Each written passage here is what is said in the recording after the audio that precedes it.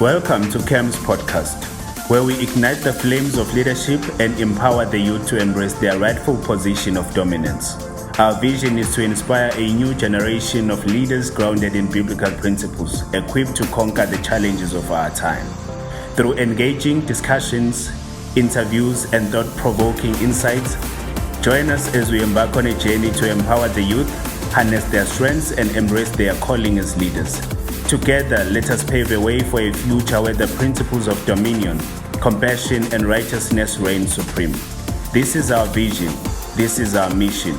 This is Kingdom Ambassadors Movement Podcast. Greetings, everyone, and welcome to another exciting episode of the KAM Podcast. As you can see today, we are in a different setup, and we are going to just have a wonderful conversation, and we'll be speaking all things relating to the land issue. You know, on this podcast, we talk about all issues relating to us as South Africans, and especially us as young people, because sometimes we hear about these things, land, give us the land, bring back the land expropriation without compensation, and sometimes you want to ask, what does that mean actually? And today we will be unpacking that.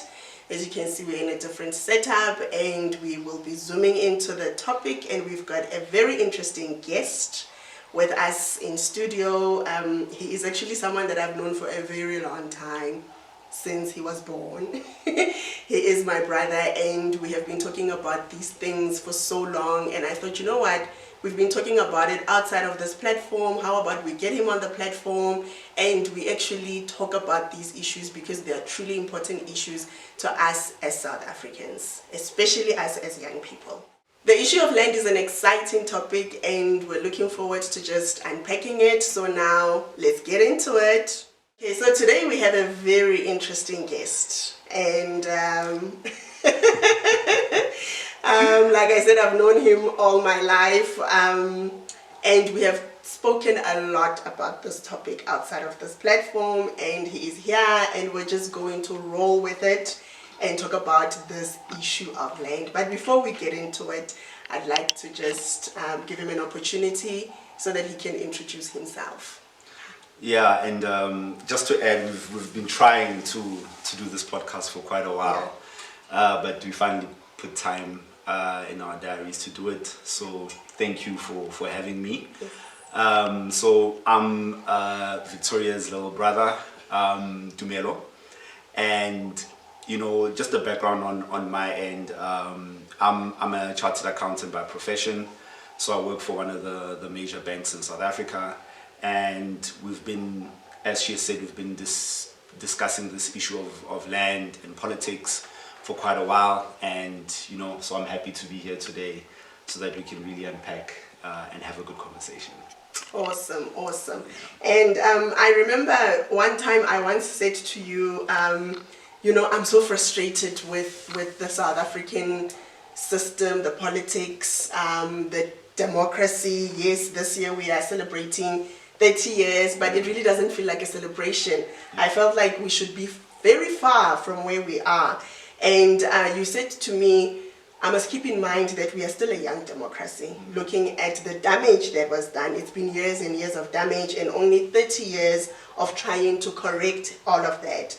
And when you said that, it helped me to look at it from a different point of view, because sometimes I feel like we are very hard on our government. We always no, we want things to be done. Yes, there are certain things that we can look at and say, the corruption, the Guptas, coming into the system, our country was captured and so on.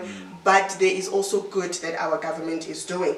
But when it comes to this land issue, there's an article by City Press from 2017. It talks about the land expropriation debate that actually took place when the EFF put out a motion to say that section of the Constitution that talks about property rights needs to be amended. And I just want to quote a few things that were said during the National Assembly before we just roll out and unpack this topic. This is from the EFF leader, Julius Malema. He said, "People of South Africa, when you see a beautiful land, take it. It belongs to you. So don't even ask, you just grab and you take That is a direct quote from President Julius Malema. Another one that he said was that we all know that the Dutch gangsters arrived here and took our land by force. The struggle has since been about the return of the land into the hands of the rightful owners.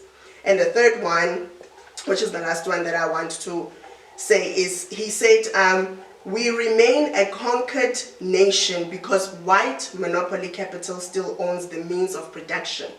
And at the center of that is the land question. Black people, all of us, we need to unite and amend the constitution so that we can expropriate the land without compensation. So much was said here, but you know, a lot of young people out there, they might be thinking, what are you talking about? What is this land expropriation without compensation? Who stole our land, you know? And if it was stolen, why is it not back in our hands as rightful owners? So I want you to just unpack on a high level the history behind the land issue and where we are currently as South Africans. You know, the quotes of Malema, that speaks to radicalism. Yes. You know, a radical economic transformation. You know, that's what it speaks to. But you know, going back to the history of this land issue, you know, I think our country is very unique in where it sits in the world, in the global scale, right? So if you go back in time and you go back into the 1600s, around the Jan van Riebeeck time when he came in 1652, you know, the reason why he even came to South Africa in the first place was because South Africa was positioned in between Europe and Asia. Okay. So there were trade routes that were happening between Europe and Asia, and South Africa just happened to be the midpoint of those routes. And that's why Jan van Riebeeck and them came, and then they set up refreshment stations where they could fix their ships and then be able to do world trade. But then fast forward to around the 1800s, early 1800s, you had the British now who came in because they wanted to control those shipping routes. And when they came in, there ended up being some disagreements between the British and the Dutch who were there. But going back a bit, the Dutch themselves had a bit of tension with the local Khoisan people. Yes. Because when they came in with their own methods of farming, and that required hectares of land. So that's where the first disposition came, when they required hectares of land, and then they started to do their farming processes, and then had mini wars with the Khoi and the San. So can we say the Khoi and the San are the original landowners in South Africa? 100%, especially towards the Cape, the Cape side, because around those times you already had the Zulu kingdoms in Natal, and some of the Sothos and all the different people inland. But the Dutch, when they came towards the Cape area, So now the British came. Once the British came, they themselves had now tensions with the Dutch. And the major tensions came in around, I think, 1836. I'm not sure of the dates, but around 1836. And when the British Empire, they decided to end slavery. So now you can imagine, with the end of slavery, it changes the whole economy, the way of living and all of those things. And the Dutch didn't like that. And then when that happened, the Dutch decided, you know what, we learned this in school, the Great Trek. That's when they decided to take their things and move inland. And then the Great Trek then happened. And then as the Great Trek happened, in Europe, what was happening in Europe at the time was that there was a lot of unemployment. And there was a lot of overpopulation. And then the British government said to a lot of its low-income earners, we have a colony that we've established in Africa. Go there and live in Africa so that you can have better standards of living. So that's what then happened. And then they came in, and then again further dispositions of land started happening. And then so Bafitla Fela, they took everything, and then from there they started encroaching on land, the Zulus. And that's where the Anglo-Zulu War happened. And then the British and the Zulus started fighting, and then the British won, and then they took over those pieces of land, and then more of their people started to come in into South Africa. And then towards now the late 1800s, diamonds get discovered inland, right, in Kimberley. And then towards around, I think, the 1890s, gold gets discovered. So when the British hear of this, they're like, nah, we need to be a part of that. Wow. And then now the Anglo-Boer War starts happening, where the British now start fighting with the Dutch. The Dutch. And then at the end of that war, what then happened was the British had the Cape and Natal. And then the Dutch had Transvaal. Yes. And they had Orange Free State. So it was 4 different provinces. Yeah. But after the Anglo-Boer War, what then happened is they unified all of them and then made it into one. Yeah. But then part of those agreements was that the British would, in time, leave South Africa and leave it in the hands of the Dutch. The Dutch. So in the meantime, where are the Khoisans and slavery? So no, not necessarily slavery, because slavery had been abolished All then. right. Yeah, but then they were not part of it. Sure. Right? They were not part of the they were negotiations. left out. They were literally just left out. My God. Literally just left out. And you were talking about the indigenous people of the country. Yeah. But now they've been left out, right? Sure. And then fast forward now, they start establishing a government, they start establishing processes, and then we get to 1913, and then the Land Act happens, right? And now when you initially had them coming and forcefully taking land, now what they were trying to do is they were trying to legalize it with the Land Act, right? So now it became legal for them to own this land. And then they only gave the indigenous people only 7% of the land. Right? Which used to belong to them. Exactly. Yeah. And they gave them, and it was called the Native Land Act, right? To address the native people and only give them 7%. 7%. Yes. Wow. So that's what happened, right? And then you fast forward to around 1836, they amend the law, and then they give us an additional 7% to take it to 13-14%, right? But those pieces of land were still bad. They were not economical land. It was just for black people to live. And the reason why they amended was because they realized, okay, we have all these that we have an economy that's working, but we need people to work the economy. So we need them a little bit closer so that they can be able to work here but not live here. Right? So you can come and work here, but you're not going to live here. After done working, you go back. Yeah. So yeah, that's the history. And then now we get to the time when the British now leave in 1948, and then you have the National Party now taking over fully, right? And then things get worse. Now from bad to worse. From bad to worse, right? Because now in 1950, the National Party come with a new law called the Group Areas Act. So that Group Areas Act, what it simply said was that it divided the nation into their ethnicity. So you had the blacks, you had the whites, you had the Indians, you had the coloreds. And then certain groups couldn't live in certain areas. So urban areas were only left for the whites, and then other areas were then given to the blacks, then the coloreds, and all of that, right? And then a year later, I think 1951, they implement another law, which is the Bantustans Act, where now black people are then given Bantustans where they should live, right? And then addition to that, you have the squatter laws, where now you had the indigenous people creating squatters around urban areas, but then with that law, the government were then able to go and literally bulldoze those buildings and then take that piece of land, basically.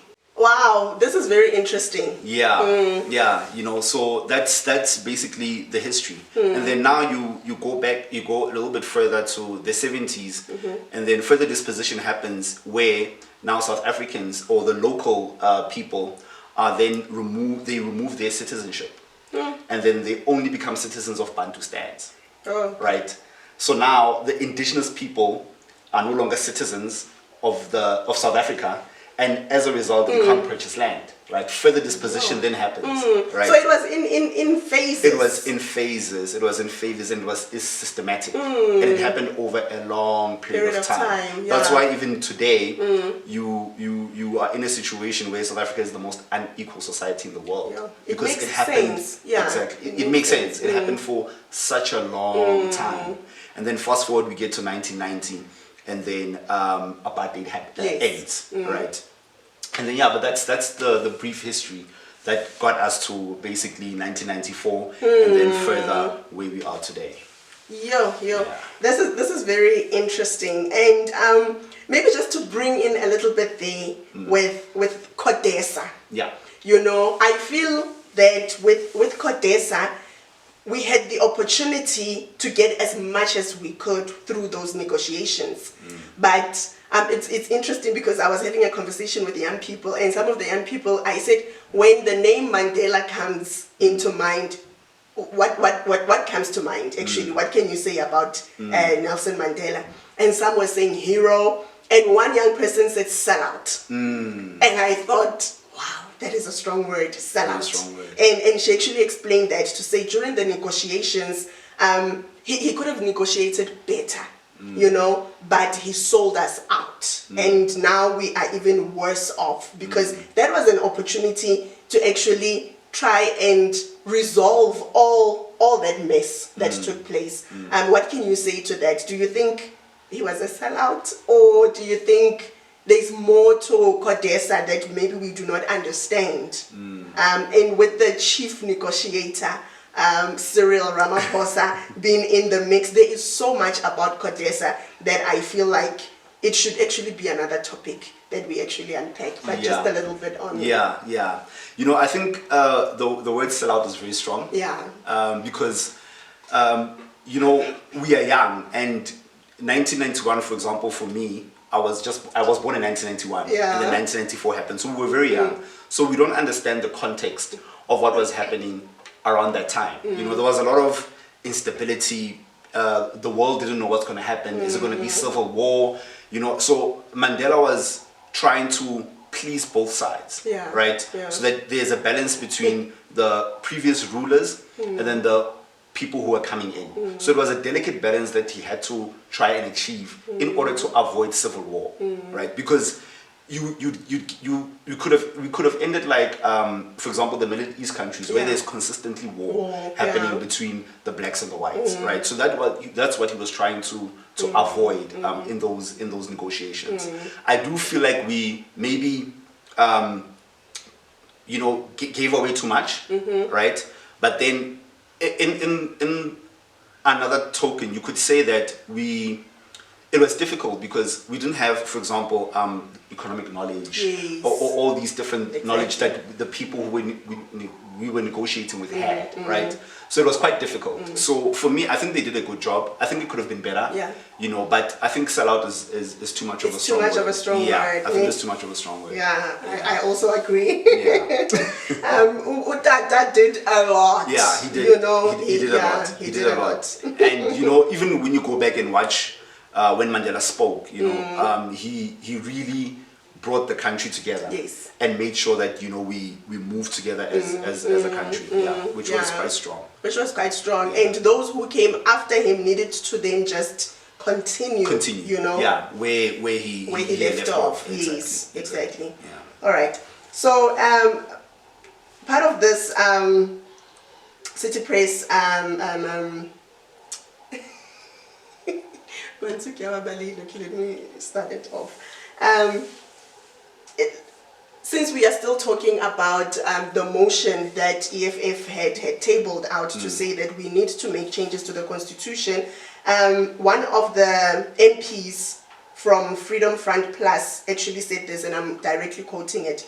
He said the EFF must stop blaming white people for government's inability to redistribute the land effectively and efficiently. What can you say to that? Because a lot of people believe that, you know what, yes, there's land that government is in possession of, but they are failing to redistribute that land. So we cannot blame the constitution. What Freedom Front Plus is saying is actually we should be blaming the very same government because they are not doing their job.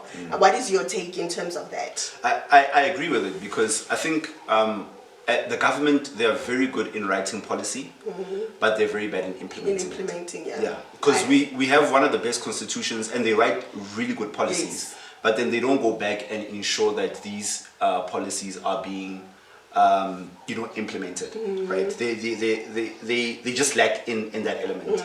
So I would agree with that fact, because, for example, you have a situation where the government is sitting on pieces of land where they're supposed to be redistributing it out, but it's just sitting there and they're not doing anything with it, And even if you look now, for example, at what's happening in Home Affairs and all of the legacy issues that were there, and you're seeing new people coming in and solving these issues very quickly. So you can already see that our government is very slow in doing things, and these things are urgent for the people of South Africa. Yeah, so I would agree with that concept to say, the Constitution does provide for redistribution, but the government is just sitting and not really doing anything. Sure. Yeah. Speaking of the Constitution, right? I love our Constitution. There are certain parts that I feel they are amazing, that speaks to the freedom of expression, the freedom of speech, the freedom to choose your own religion, our rights to education, to housing, and so forth and so on. But there's this section that gives us headaches, which is the section 25 that talks about property rights. And I've always said, for me, it's like, if this is the land that was taken, it was taken, right? Now I'm here, I'm saying it's mine, give it back. It's as easy as that. It's mine, give it back. But it's not as easy, because of that section, section 25. And the other issue that I have with that section is that I feel like it's not clear enough. It talks about equitable. What does that mean? How do we determine that it's a fair value? What processes are there for us to actually go through this land redistribution or land reform and actually get to where we want to get through the Constitution? Do you think we should be changing it or we should not be changing it? Speaking specifically to that section here, section 25. When you spoke about saying, this is my land, I just want to take it and grab it, it's the reason why it's not as easy as that is because, as a country, we're not operating in isolation. Yeah. So we have other international countries that are looking at us and looking at what we're doing, right? And you can have sanctions and all of these different things happen to South Africa if you just forcefully grab land and take it from people, So that's why that can't happen. But when it comes to section 25, and I want to lead with, you remember I said we have a great constitution and we have great laws that the country has. It's just that they're not implementing it correctly. Before we get to section 25, I'll give you an example with BEE, for example, right? BEE is one of the best written laws that you can have that readdresses the past because it answers key questions, right? At first you had BEE and then they amended it for it to be broad-based Black economic empowerment. And once it was broad-based, it answered key questions to say, number one, who owns your company, right? Does the ownership of your company reflect the demographics of the country? If not, go back and change.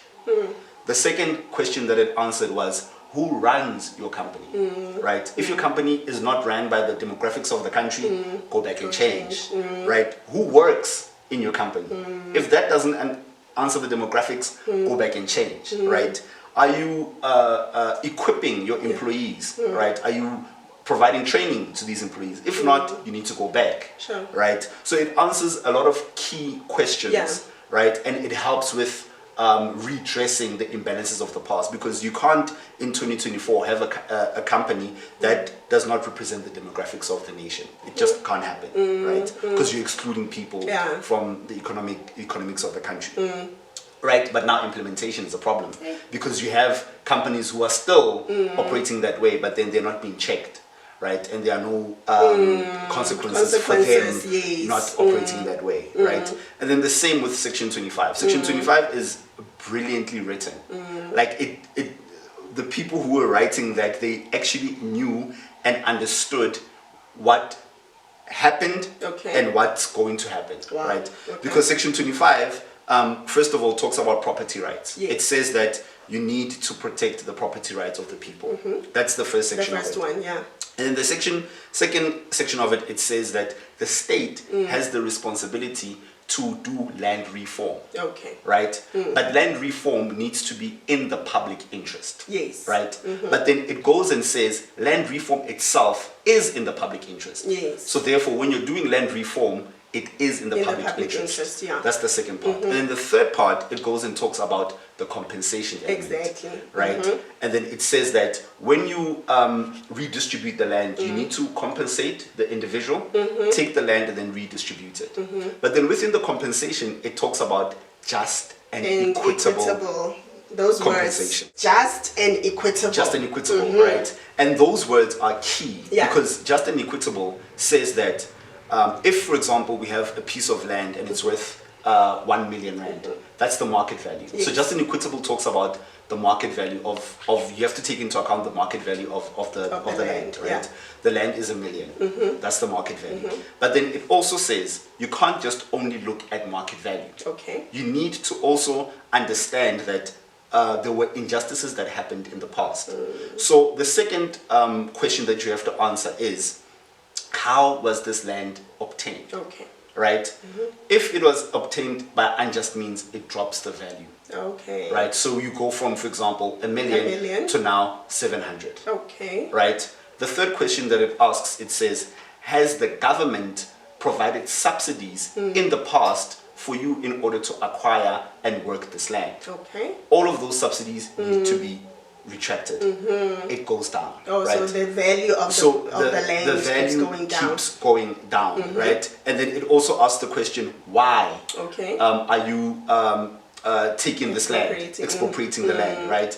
It's because it was through unjust means. Again, it drops the value. It keeps dropping the value. So the Constitution does, allow even for expropriation without compensation, right? Also the use of the land as well, right? Is the land being used or not? That as well drops the value of the land, right? So you end up with a constitution that says you are expropriating land, but then you're also ensuring that you don't tamper with property rights of individuals. Right? That's why I'm saying you don't actually need to amend the constitution. What you need to do is you need to ensure that you have proper land audits that have happened, you understand the full history of the land, and then from there you can use the court systems of our country as the government to then make sure that you have the correct compensation.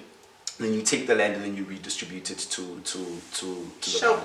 So with what you're saying, we can conclude by saying our government is failing us. They are not doing their job. Yeah, they're not doing their job. They're not doing their job. That's the problem. The implementation of policy is the problem. Because if you look at from 1994 up until now, only 10% of land has been redistributed. And the target was 30% in 2014 already, right? And we are long past 2014. So they haven't met the target still, right? So that's the issue. That's why I'm saying we have a really good constitution, but then we're not really implementing it well, which is the problem.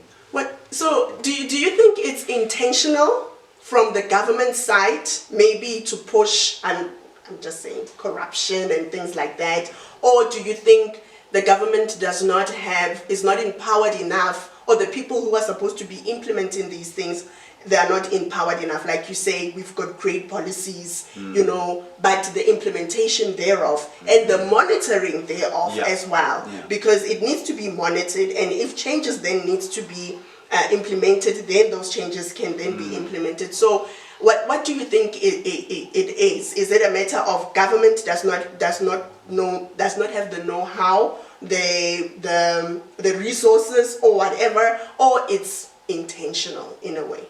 I think the government has the know-how, because whenever something is of the interest of the government, you'll see it work very well. For example, SARS. Right? SARS works extremely well because it's in the interest of the government. Right? So I think the government can achieve land redistribution.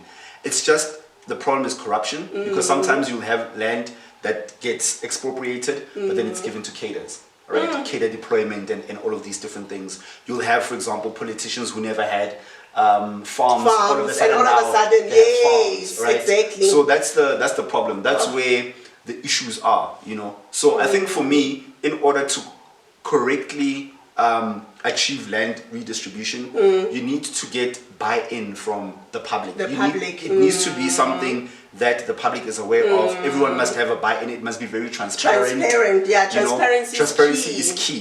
And which is what I like about the current the GNU right now. It's very transparent. Yes. You understand everything that's happening. Everyone is coming forth, and that's what you need with land reform and land redistribution. It needs to be very, very transparent, and it needs to be intentional. Otherwise, exactly. we were gonna be sitting here. Our kids are gonna be sitting here, and they're gonna be saying the very same thing. You know, we haven't achieved anything. Let's hope our government going forward they will become intentional about this land issue, because it has been an issue like forever. And like you're saying, if we don't get to the bottom of it, our children and even our children's children will still have the same issue going forward. In closing, I've got two last questions. The first one, straightforward, but I need a reason for this one. Are you for land expropriation with compensation or without compensation, and why?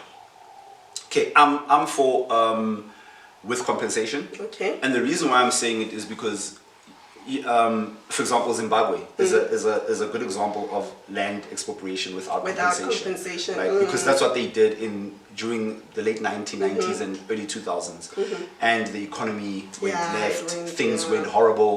You know, so going without compensation again, it hinders on the property rights of what the Constitution initially says, right? So for me, I don't think amending the Constitution is necessary, because the Constitution itself does cater for land expropriation.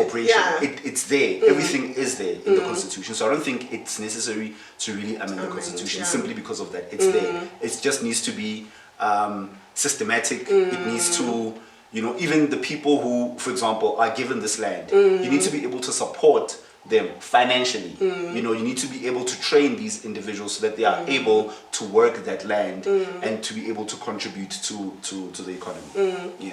Is there a case study maybe that you might know of a country that actually executed successfully land redistribution? Yeah, there are a few, but the problem with these case studies is that South Africa is unique in a sense that it happened for such a long time, right? Whereas with other countries, it didn't happen for that long. But Japan is an example, because after World War II, what happened in Japan was that the United States realized that the local individuals of the country didn't have access to land. And what they then did was they used government bonds in order to buy this land from the minorities, and then to resell it back at low prices to the residents using installments. Wow. Right? Yeah. So they did achieve it, and they achieved it over a period of about 3 years. Wow. And it was done. So it can be done. It just needs to be intentional. Intentional. Yeah. So are you saying, since the damage was so, it took years and years and years, is it going to take us equally the same time to resolve this issue, or is there hope? That's a very tough question. Yeah. That's a very tough question. But I think there's hope. There's hope. I think there's hope. Yeah. I think as citizens of the country, we need to keep this conversation happening. That's our responsibility. We can't just sit back and hope that the government will do it. We need to have these conversations. We need to speak about it and drive the narrative that what, we are serious about this needs to happen, and then it will happen. Yeah. So holding the government accountable. Yeah. That's what we need. That's what we need to do as citizens. We need to be aware of our politics, and we need to hold the government accountable. Sure. And I think we can then achieve redistribution. Wow. Yeah. Okay. We've been having a wonderful conversation. I wish we could go on and on, but hopefully we will have you back and talk about other issues. Yeah. But in closing, I want you to speak to a young person who is sitting there in Diepsloot or in Alexandra, looking over in Sandton and thinking, will life ever change? I'm sitting here, I'm unemployed, there's nothing much happening, you know, here's a family, there isn't even space for me to breathe or to do anything. What would you say to that young person? You know, for me, I would say to that young person, you know, you need to work hard, right? You can't sit back and think that the government will be there to assist you and all of that, right? You need to be very intentional. You need to, if you have opportunities, because some people have better opportunities than others, but whatever little opportunity that you have, you need to really use it, and you need to really take advantage of it, because it might be your one and only opportunity, right? So I would encourage everyone who's just sitting at home, try to do anything, just try and work and really apply yourself, and your circumstances will change. You know, you just need to work at it. You need to be very diligent. You need to do your research. You know, I mean, even when you're talking about unemployment, for example, you have students that are not knowledgeable in, for example, subjects to study, where they go into professions that aren't in demand, for example, right? So you need to look at all of those different things, identify professions that are in demand, try to apply for those, you know, understand yourself as well. What skills do you have as an individual? Because we're not all the same, the same, right? Yes, we're not gifted the same. Some are intellectual, some they work with their hands, some are very sporty, you know, I'm not sport inclined, you know. So exactly. So I think just working and not being lazy is the message that I have. You can't wait on the government to do things for you. You really need to apply yourself. Wow, thank you so much, Tumelo, for making time to just unpack these very important issues. And I think you would make a great politician. Thank you for having me. I think we can leave it there. Thank you so much for tuning in, and we'll see you again next time as we continue and just talk about these issues. Asikhulume, let's talk.